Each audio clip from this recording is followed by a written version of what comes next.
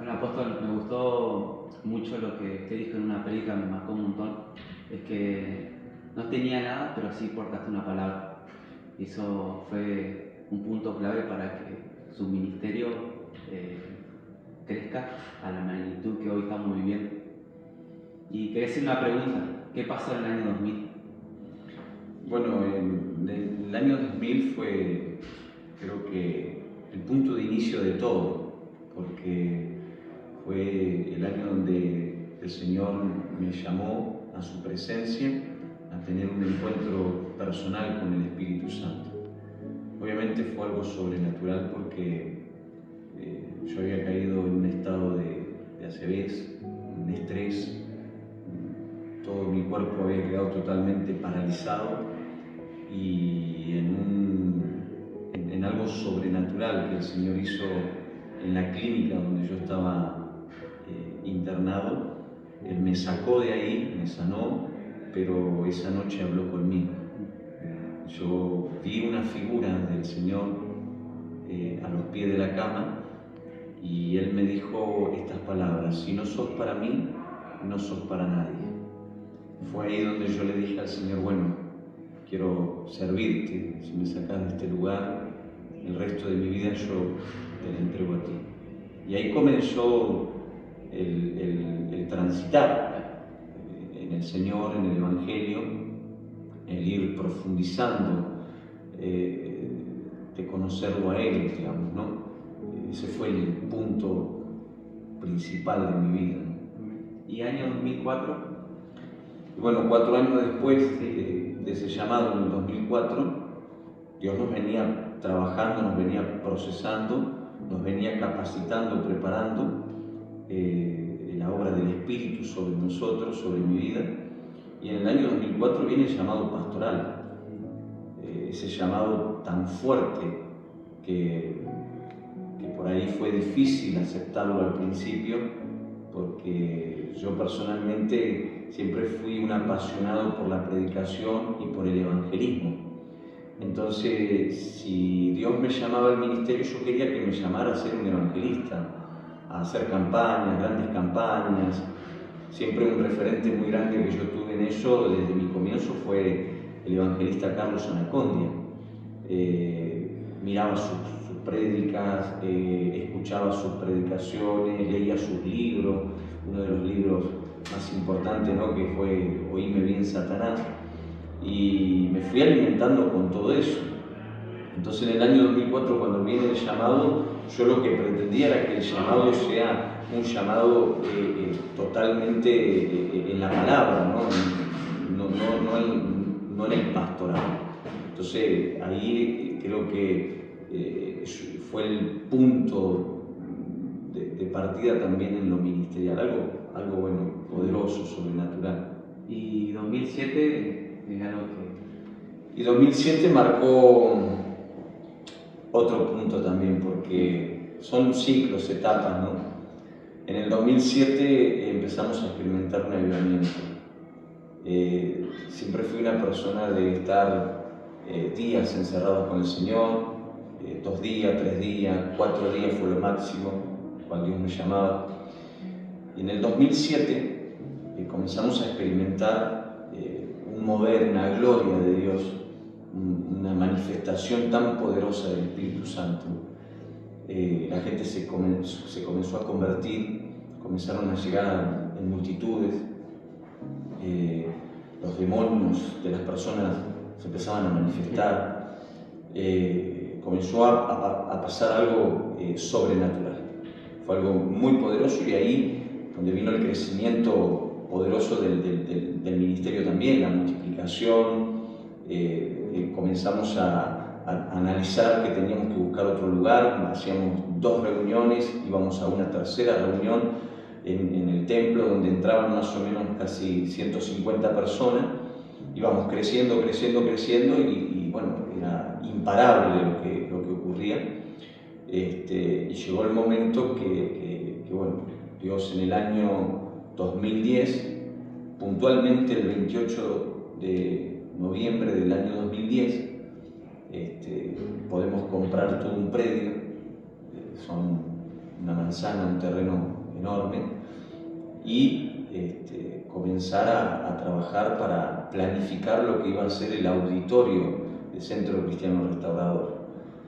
Y bueno, Dios nos dio, eso fue algo milagroso también, porque empezamos a experimentar también la prosperidad. El pueblo comenzó a abrir sus manos, comenzamos a vender propiedades que nos traían. Fue algo sobrenatural, vehículos, motos, de todo.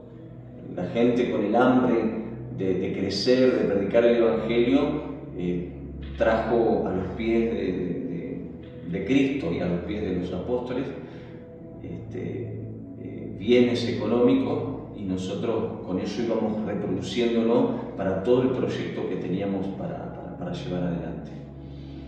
Y en el año 2011, 22 y 23 de agosto puntualmente, nos cambiamos al tinglado como estaba, porque no dábamos más en el lugar donde hacíamos las reuniones. Algo sobrenatural, algo muy poderoso lo que Dios desató.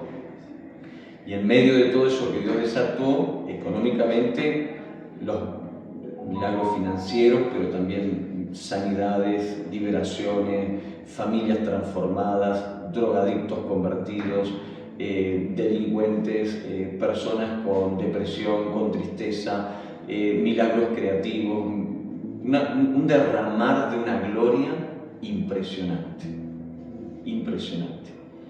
Y se pudo llevar adelante y se está llevando adelante el proyecto.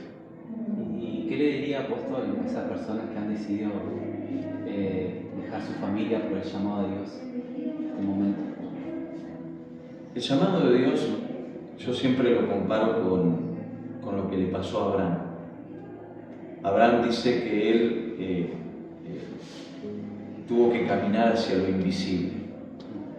Hace 23 años atrás, cuando yo recibía mi llamado a vivir una experiencia con Él, a aceptarlo a Jesús en mi corazón, fue una etapa.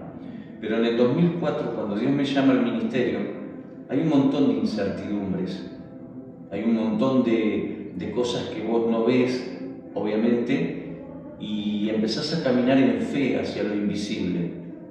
Lo único que estás seguro es que portás una palabra.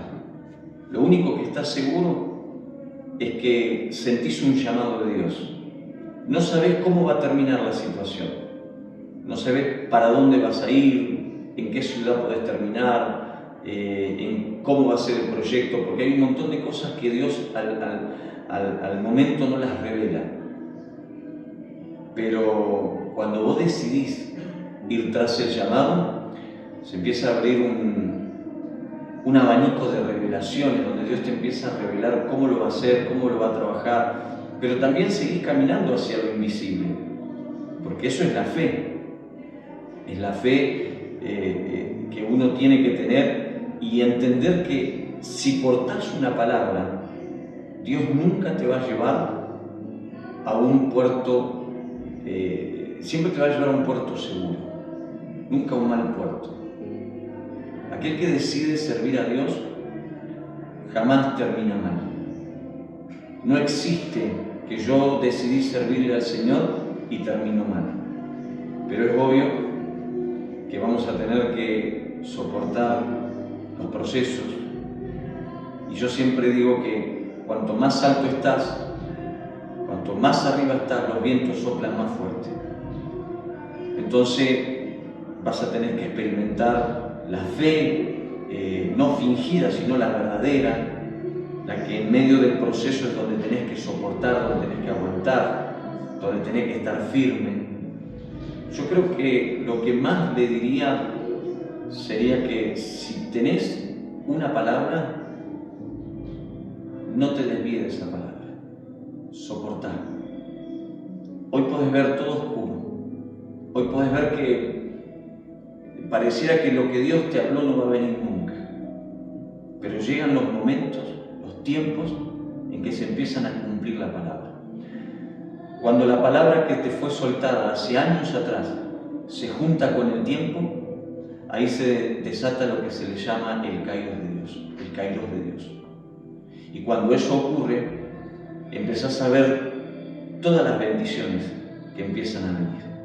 Y para alguien que es llamado por Dios, la bendición más grande son las almas. Ver a los perdidos llegar a los pies de Cristo. Ver la gente que está quebrada, sin sentido en su vida. Creo que la mayor satisfacción después de haber sufrido, de haber padecido, de haber pagado un precio, vos, tu familia, tus hijos, es ver cómo la gente se acerca a Cristo, se convierte, cambia de vida, es transformada. Yo lo que le diría es que si portás una palabra, nunca renuncies a esa palabra. Nunca renuncies al sueño que un día Dios puso a través de esa palabra. Porque quienes portamos una palabra, portamos un sueño también.